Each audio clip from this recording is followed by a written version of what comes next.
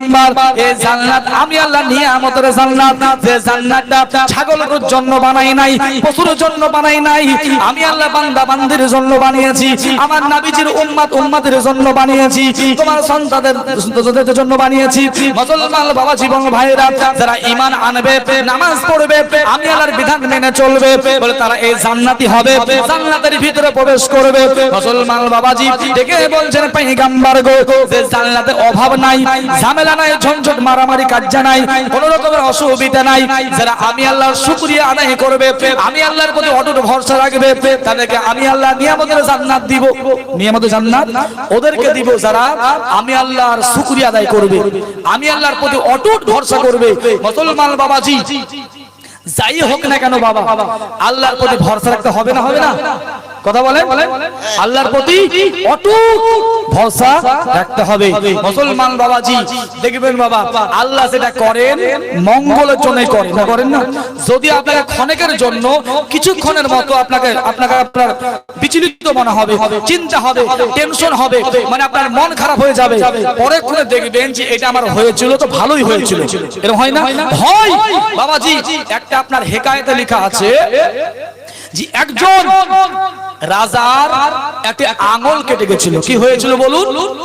আঙুল কেটে গেছিল। তো রাজা আপনার আঙুল কেটেছে, রক্ত বের হচ্ছে, জ্বলছে। তো রাজা বড় চিন্তায় চিন্তিত হয়ে গেল।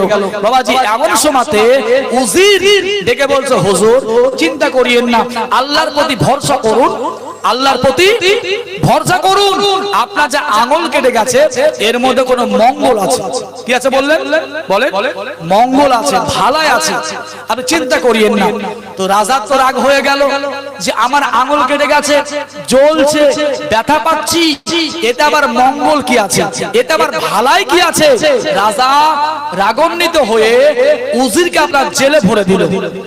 উজির আপনারা বলছে, হুজুর আমাকে জেলে দিলেন, এই জেলে দেওয়ার ভিতরেও, জেলে ভরে দেওয়ার ভিতরেও আমার একটা মঙ্গল রয়েছে। মুসলমান বাবাজি রাজা বলল, শোন মঙ্গল টঙ্গল পরে হবে, আগে তো জেল খেটে একবার মর। মুসলমান বাবাজি ভরা হলো। 7 দিন পরে রাজা মশাই আপনার বের হয়েছে আপনার সফরে গেল, কেউ বলল বাণিজ্যে আপনার গেল। এমন সময়তে আপনার ক্লান্ত হয়ে জিরিয়ে নেওয়ার জন্য, আরাম করার জন্য একটা গাছের গোড়ায় হেলান দিয়ে আপনার বসে আছে, ঘুমিয়ে গেছে। চোখ খুলে দেখলো 10 জন মানুষ আপনার তীর ফলা ধনুক নিয়ে আপনার হোসা কেঁদে নিয়ে আপনার সবাই গোল করে ঘিরে দাঁড়িয়ে আছে। রাজাকে বলে, চল। বলে কোথায়? আমি রাজা। বলে চল, যা হবে আমি চল। বলে কোথায়? বলে ওকে আমরা নিয়ে যাব, ধরে নিয়ে গিয়ে আমাদের দেব দেবীর নামে তোকে বলি দেওয়া হবে, বলি দেব আমরা। রাজা বলল, মুশকিল ব্যাপার, বলি দেওয়া হবে, আমাকে জবাই করা হবে, হত্যা করা হবে, আমার প্রাণনাশ করা হবে। বলে চল নিয়ে যাই। ওই 10 জনের ভিতরে একজন বলে, হুজুর এই ফালতু ধরে নিয়ে গেলাম হবে না, একবার অল বডি চেক করে দেখেন যে কোন খুঁত আছে নাকি। আমরা যে দেব দেবী নামে আমরা বলি দিব, নিখুঁত মানুষ হতে হবে, খুঁত থাকলে হবে না, নিখুঁত মানুষ হতে হবে। একবার চেক করে দেখেন। বাবা চেক করা হলো, একটা আঙুল কেটে গেছে, আঙুল কাটা। বলে হুজুর চলবে না, এর আঙুল কাটা আছে, একে বলি দেওয়া চলবে না, নিখুঁত মানুষ লাগবে। বাবা ছেড়ে দিল। এর মনে মনে ভাবল, আল্লাহ ওই প্রজা তো আমাকে, আমার উজির তো বলেছিল, উজির বারবার বলেছিল, হুজুর বিচলিত হইেন না, চিন্তা করিয়েন না, টেনশন করিয়েন না, আল্লাহর প্রতি ভরসা করুন, আল্লাহর প্রতি ভরসা রাখুন। এর মধ্যে কোনো মঙ্গল আছে, আঙুল কাটার ভিতরে কোনো ভালো আছে। আমি উজিরকে আমি অন্যায় ভাবে জেলে ভরে দিয়েছি। দৌড়তে দৌড়তে বাড়ি এসে জেল থেকে বাবা উজিরকে বের করে দিল, জেল থেকে বের করে দিল। আর সব ঘটনা উজিরকে বলল। বলে উজির এই ব্যাপার, যদি আমার আঙুল না কাটতো আজকে আমি বলি হয়ে যেতাম, জবাই হয়ে যেতাম, আমাকে তো মেরে ফেলতো। এই আঙুল কাটার ভিতরে আমার এটাই ছিল ভালাই, যদি আমি আল্লাহর প্রতি ভরসা রাখতে পারিনি। কিন্তু উজির আমি বুঝতে পারলাম আমার আঙুল কাটা ছিল বলে, আমার খুঁত ছিল বলে আমি বলির হাত থেকে বাঁচলাম। আমি তোকে যখন জেলে ভরছিলাম তুই চিৎকার করে বলছিলি, হুজুর আপনি আমাকে জেলে ভরছেন, এর মধ্যে আমার মঙ্গল আছে, তুই একবার বল তো তোর মঙ্গল কি আছে, তোর মঙ্গল কি আছে বল। উজির বলল, হুজুর আপনি যেখানে যান আমাকে সঙ্গে করে নিয়ে যান, যদি জেলে থাকতেন তাহলে আপনি সঙ্গে করে আমাকে নিয়ে যেতেন। তো আপনার তো আঙুল কাটা খুঁত আছে, আপনাকে ছেড়ে দিত আর আমি নিখুঁত বলে আমাকে বলি দিত। জোরে বলুন সুবহানাল্লাহ। আমি বলি হয়ে যেতাম, কুরবানি হয়ে যেতাম, আমার প্রাণনাশ হয়ে যেত।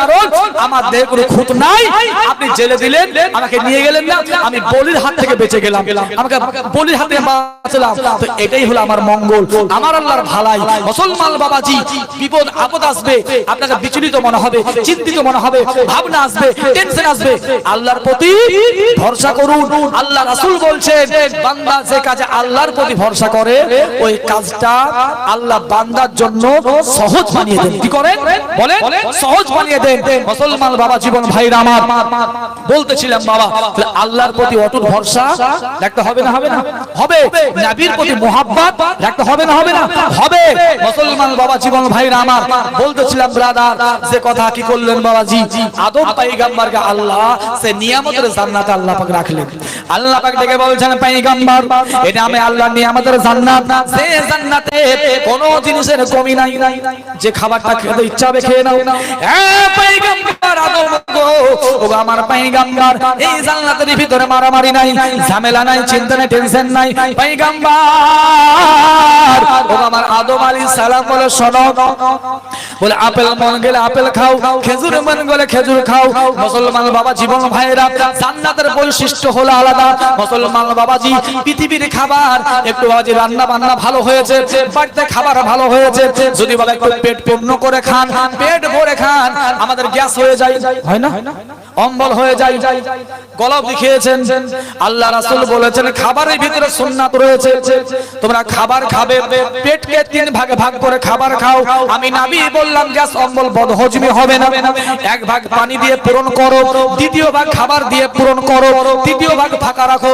আল্লাহ রাসূল বললেন, বাবা ডান পা খাড়া করো, বাম পা পেড়ে দিয়ে খাবার খাও। আল্লাহ রাসূল বললেন, তোমরা হাত ধুয়ে খাবার খাও। এটা আমি নবীর সুন্নাত, এটা আমি নবীর সুন্নাত। কিন্তু বিরাদার ও মুসলমান বাবা জীবন ভাইরা, আমরা সুন্নাতকে জবাই করে খাই। পরের প্ল্যান প্যান করে খেললাম, গোলাপ খেললাম, ডাইজিন কিনা খা, হজমোলা কিনা খা, থামস আপ কিনা খা, তারপরে আপনার বমি বমি ভাব লাগে, লাগে না? পরের বেলা গলম দেখে মুসলমান বাবা জীবন ভাইরা, আল্লাহ পাক ডেকে বলছেন, পয়গম্বর এই জান্নাতি বান্দা জান্নাতি খাবারটা পেট পূর্ণ করে খাবে, আর বদহজমি হবে না। জোরে বলুন সুবহানাল্লাহ। বদহজমি হবে না, পেটের গন্ডগোল হবে না, বমি বমি ভাব লাগবে না, পায়খানা প্রস্রাবের প্রয়োজন হবে না। পেট ভরে জান্নাতি খাবার খাবে, একবার ঢেকুর তুললে পরে সব খাবারগুলি পুনরায় হজম হয়ে যাবে। বলুন সুবহানাল্লাহ। মুসলমান বাবাজি, আল্লাহ বলে পয়গম্বর বলে, শোনো, লা তাকরাবা বিহাজিহি সাজার, এই গাছটার গোড়ায় যেও না, এই গাছটার ফল খেও না, ফাতাকুনা মিনাজ জালিমিন, না হলে ওগো পয়গম্বর ক্ষতিগ্রস্ত হয়ে যাবে, ক্ষতিগ্রস্ত হয়ে যাবে। এই গাছটা হলো গন্ধম গাছ। কি গাছ বলুন? গন্ধম গাছ। এই গাছের ফল খেও না, এই গাছের গোড়ায় যেও না, এই গাছটা গন্ধম গাছ। আল্লাহ পাক আল্লাহ তাআলা আদম পয়গম্বরকে বুঝিয়ে দিলেন।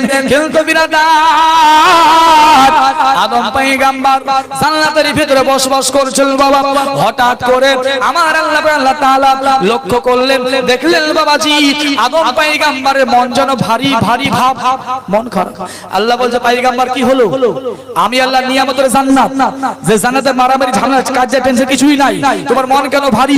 বলে, আল্লাহ একা একাই ভালো লাগে না, এত বড় জান্নাত, আল্লাহ আমি একাই আদম, আল্লাহ কথা বলার মানুষ নাই, দেখার মানুষ নাই, সাক্ষাতের মানুষ নাই, আল্লাহ একাই ভালো লাগছে না। মুসলমান বাবাজি, এই ধামালি পাড়া বাবা, আমি নতুন নই, আমি সারিউল বাবাজি, আমার বাড়ি জীবন্তী, একবারে পোপা জীবন্তী বাজারে, যে আপনার 2 তলা মসজিদ 3 তলা হচ্ছে এখন, ওই মসজিদের আমি 14 বছরের ইমাম, আমার ওখানেই বাড়ি।